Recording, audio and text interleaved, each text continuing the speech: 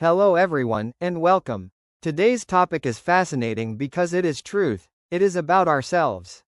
We live in a world where people are constantly trying to understand others. Why do they behave the way they do? Why are some people selfish, some extremely helpful, some shy, and others the life of every party? Well, Norman Lewis, in his famous book Word Power Made Easy, gave us 10 powerful personality words. These 10 types describe almost every human being you'll ever meet. And here's the interesting part, you might actually discover your own personality today. So let's dive deep into these 10 fascinating personality types, one by one.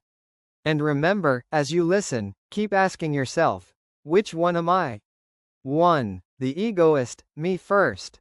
An egoist is someone whose philosophy is very simple. What's in it for me? Every decision, every action, every thought is filtered through one question. How does this benefit me? Now, you might think that's very negative. But let's be honest, don't we all have a little egoist inside us? For example, imagine someone offering you a group project. If you instantly think, will this give me credit? Will it help me in my career? You are showing egoist behavior. Egoism isn't always evil. Sometimes being an egoist helps you survive in a competitive world. But when selfishness turns into greed and ruthlessness, it can destroy relationships. Think of characters in movies who betray their friends for money or power. Or in real life, certain business leaders who only care about profit and not about people, they are pure egoists. So next time you hear the word egoist, remember, it's not just about selfishness, it's about a philosophy of life. Always putting me first. 2. The egotist, the boaster.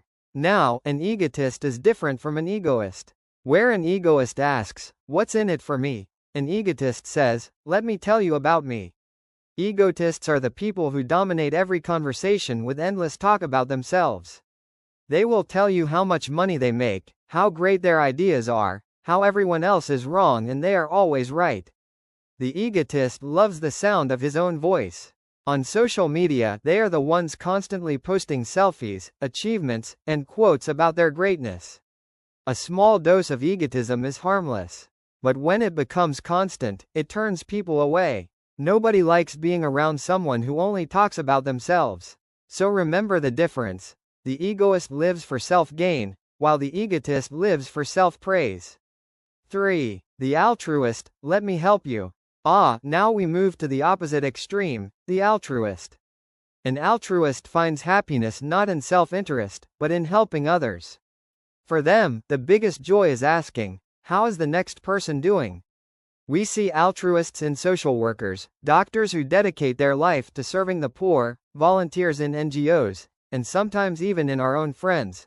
The one who shares notes before exams, or who will sacrifice their comfort to support you.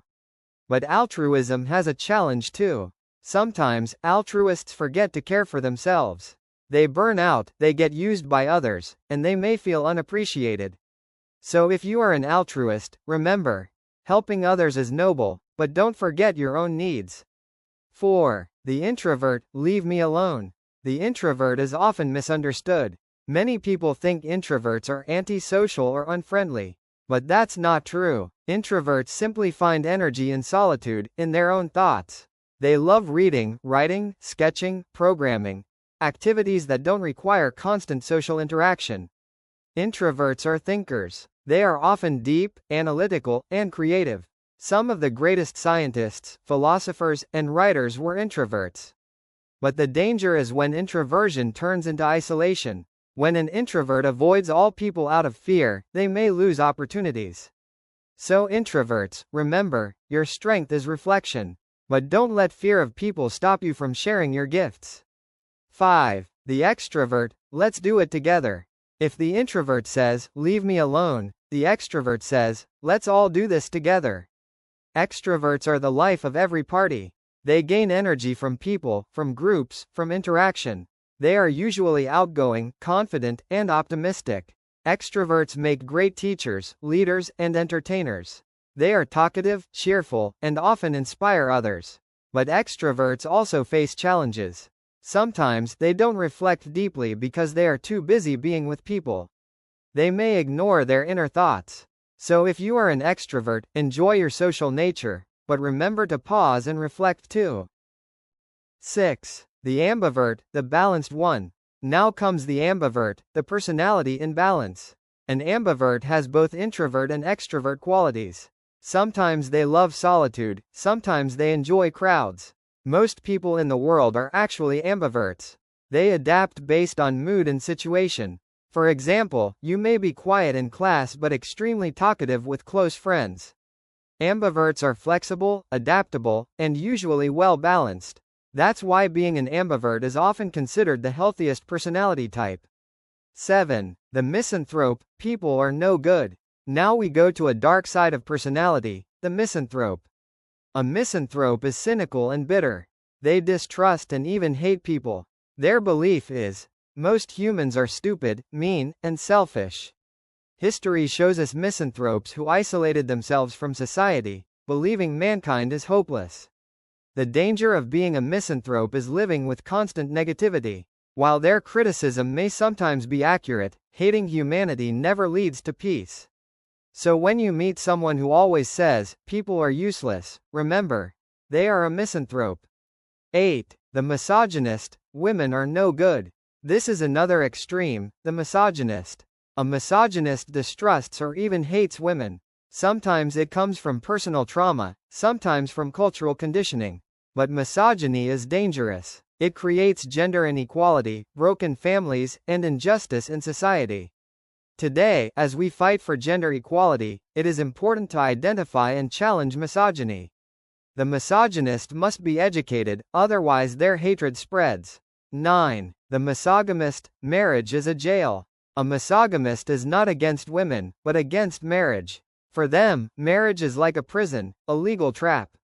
They believe love is fine, companionship is fine, but marriage destroys freedom. In today's generation, we see more misogamists, people who prefer live-in relationships over marriage. The important point is that misogamy is not about hating people. It is about rejecting an institution. Their motto is, love without papers. 10. The ascetic, the monk. And finally, the ascetic. The ascetic believes that pleasure, comfort, and luxury are distractions. They deny themselves worldly enjoyment to focus on spiritual growth.